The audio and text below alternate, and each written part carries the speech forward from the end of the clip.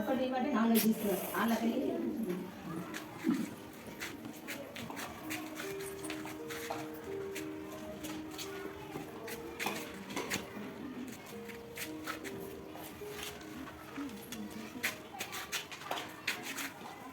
అందరికీ శుభ మధ్యాహ్నం. నేటి జిల్లా పరిషత్ సర్వసభ్య సమావేశానికి విచ్చేసిన అతిథులకు స్వాగతం సుస్వాగతం. ఈ కార్యక్రమాన్ని అధ్యక్షత వహించాల్సిందిగా గౌరవనీయులు జిల్లా కలెక్టర్ దీక్షిత గారిని వేదిక మీదికి ఆహ్వానిస్తున్నాం.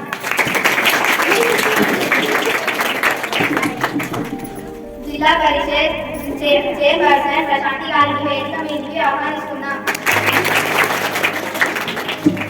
CEO గాయత్రి గారిని, ఎంపీడీఓ మనస్విని గారిని ఆహ్వానిస్తున్నాం.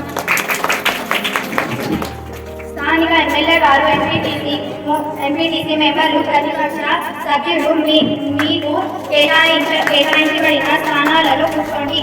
చైర్పర్సన్ ప్రశాంతి గారు నేటి కార్యక్రమాన్ని కొనసాగిస్తారు.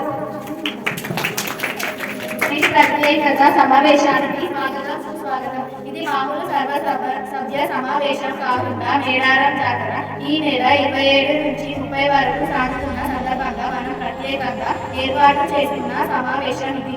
కాబట్టి మనం కొన్ని అంశాల పట్ల మనం ఆరోగ్యకరమైనటువంటి వాతావరణంలో చర్చించుకుంటాం. సమస్యల పట్ల పరిష్కారాలు వెతుకుతాం. తర్వాత వాటికి తీర్మానాలు చేసుకొని ఈ యొక్క సమావేశాన్ని ముగించుకుందాం. కాబట్టి సోదర జడ్పీసీలు అందరికీ కూడా ఈ యొక్క సమావేశంలో ఆహ్లాదకరమైన వాతావరణంలోనే అందరూ కూడా చర్చించుకునే ప్రయత్నం చేద్దాం. అయితే మనం చర్చించుకోవాల్సిన అంశాలు సంబంధించిన ఒకటి ముఖ్యంగా అక్కడ వసతులు, దానికి సంబంధించినటువంటి స్నానగడ్డాల యొక్క శుభ్రత, మంచి నీటి వ్యవస్థ, పార్కింగ్ వ్యవస్థ, ట్రాఫిక్ జామ్ కాకుండా చూసుకునేటటువంటి చర్యలు, round detection camera system, CC కెమెరాల పనితీరు, పోలీసు వ్యవస్థ, రక్షణ, ఇంకా ఇలాంటి కొన్ని అంశాల పట్ల మనం చర్చించుకోవాల్సిన అవసరం ఉంది. పై అంశాల గురించి అధికారులు వివరిస్తారు. అనిత గారిని మాట్లాడవలసిందిగా కోరుతున్నాం. అధ్యక్ష, ఈ సంవత్సరం మహిళా భద్రత గురించి చాలా కఠినమైన ఏర్పాట్లు తీసుకుంటున్నాము. అలాగే ఎన్సీసీ విద్యార్థుల సహాయం కూడా తీసుకుంటున్నాము. రాత్రి వేళలో 2 నియంత్రణకు ప్రత్యేక బృందాలు, సీసీ కెమెరాలు కూడా ఏర్పాటు చేస్తున్నాము. వాహనాల పార్కింగ్ ప్రాంతంలోనే ఉండాలి. వాహనాలు ఎక్కడ పెడితే ఫైన్ కూడా వేస్తున్నాము. మీ ప్రశ్నకి జవాబు దొరికిందని అనుకుంటున్నాం. దొరికింది. అధ్యక్ష, హుండీ నుంచి ఆదాయం ఎంతో వస్తుంది. ప్రతి సంవత్సరం కోట్లలో భక్తులు వస్తున్నారు. ఎంత ఆదాయం వస్తుందో తెలియజేయగలరా? అధ్యక్ష, హుండీ నుండి కేవలం 2 కోట్ల వరకు వస్తుంది, కానీ అది దేనికి సరిపోదు. అందుకని మేము ప్రభుత్వం నుంచి ఆదాయంగా డబ్బులు ఇస్తున్నాం. ఆదాయం వస్తున్నా ఎందుకు సరిపోవడం లేదు అధ్యక్ష? వచ్చిన ఆదాయాన్ని సక్రమంగా ఖర్చు పెడుతున్నాం. వచ్చిన డబ్బును ఎంత ఖర్చు పెడుతున్నామో తెలియజేస్తున్నాం. ఇంకా ఎప్పుడు తెలియజేస్తారు అధ్యక్ష?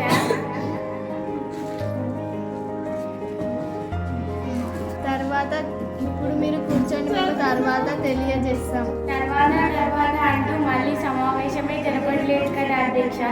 తర్వాత ఖచ్చితంగా మీకు మేము చెప్తాం. ఇప్పుడు దయచేసి కూర్చోండి. అది జాతర ప్లాస్టిక్ లేకపోతే ప్లాస్టిక్ బ్యాగులే కనిపిస్తున్నాయి. దీని గురించి అర్చనని మాట్లాడాల్సిందిగా కోరుతున్నాను.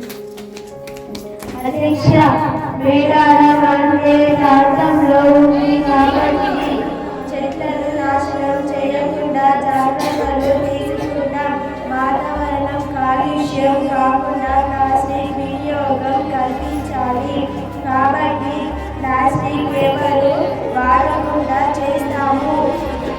ప్లాస్టిక్ బాటిల్స్ బదులుగా గాజు బాటిల్స్లో వాటర్ సప్లై, జూట్ బ్యాగ్స్ ఏర్పాటు చేస్తాము. చెట్లను మట్టి వేయకుండా చుట్టుపక్కల మొక్కల దారిని ఏర్పాటు చేసి వాటికి హాని కలగకుండా చేస్తాము అధ్యక్ష.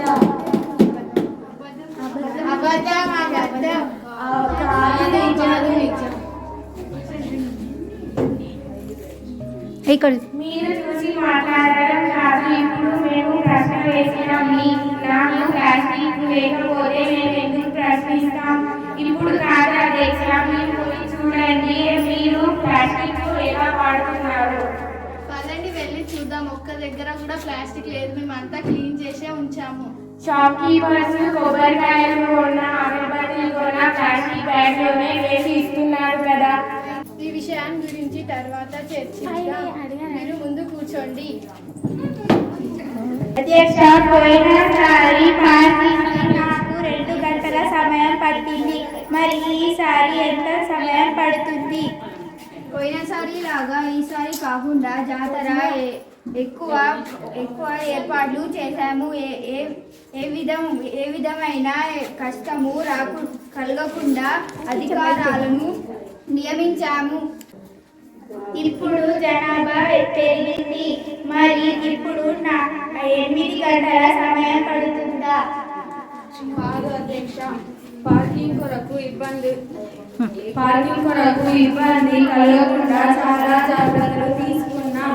స్మార్ట్ ఫోన్లు ఉపయోగించి కొత్త టెక్నాలజీ ద్వారా సమయం వృధా కాకుండా న్యూ టెక్నాలజీ ద్వారా ఎన్ని వాహనాలు వచ్చినా పార్కింగ్ చేసేలా చూసాము. కాబట్టి ఎవరికి ఇబ్బంది కలగదు అధ్యక్ష. ట్రాఫిక్ టెక్నాలజీ ఏంటిదో మేము తెలుసుకోవచ్చా అధ్యక్ష? చెప్పడం ఉండదు, చూడడమే ఉంటుంది. అంటే మీరు ఏ టెక్నాలజీని అమల్లోకి తీసుకురాలేదా అధ్యక్ష? తీసుకొచ్చినాం కాబట్టే కదా మీకు చెప్తున్నాము. మరి ఎందుకు మీరు ఎందుకు ఇప్పుడు అడిగితే చెప్పలేదు, చూపిస్తామని అంటున్నారు? చూపిస్తాం, డైరెక్ట్ గా చెప్పం మాటలతో. సరే అమలు చేశాము, సభాముఖంగా తెలియజేస్తాం.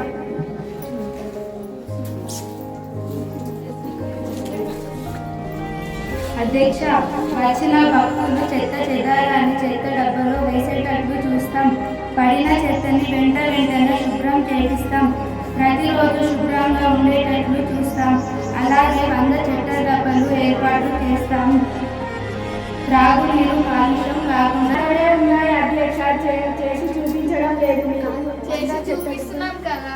ఇక్కడ అక్కడ వెళ్ళి చూద్దాం, పదండి. వెళ్దాం. బంద చెత్త డబ్బాలు చాలడం లేదు. మీ హయామీలో 10 చెత్త డబ్బాలే సాగినప్పుడు మా హయామీలో 100 చెత్త డబ్బాలు ఎందుకు సాగవు అధ్యక్ష? చిన్నారుల కోసం ప్రత్యేక విశ్రాంతి కేంద్రాలను ఏర్పాటు చేయాలి. తక్కువ వారి కోసం ఎప్పుడు హెల్త్ సెంటర్లు మహిళల కోసం ప్రత్యేక విశ్రాంతి కేంద్రాలు ఏర్పాటు చేయాలి. తాత్కాలిక వైద్య శిబిరాలు ఏర్పాటు చేసి వైద్య సిబ్బంది అంబులెన్సులు సిద్ధంగా ఉంటాయి. అత్యవసర మందులు అందుబాటులో ఉంటాయి. ఏడాది జాతర 2 కోట్ల రూపాయలు మంజూరు చేస్తున్నారు. ప్రజలు అన్ని సౌకర్యాలు ఇచ్చి ఎటువంటి సమస్యలు లేకుండా ఈ రోజు సమావేశము ఇంతటిలో ముగిస్తున్నాము. తీర్మానాలను ప్రవేశపెట్టిన ప్రభుత్వానికి మీరందరూ సహకరించి ఈ జాతర విజయవంతము అయ్యేలా చూడాలని అందరినీ కోరుకుంటూ ఈ సమావేశాన్ని ముగిస్తున్నాము. సక్సెస్ఫుల్ గా ఈ డ్రామాని ప్లే చేయడానికి సహకరించిన Madhavi madam and Suvarna madam.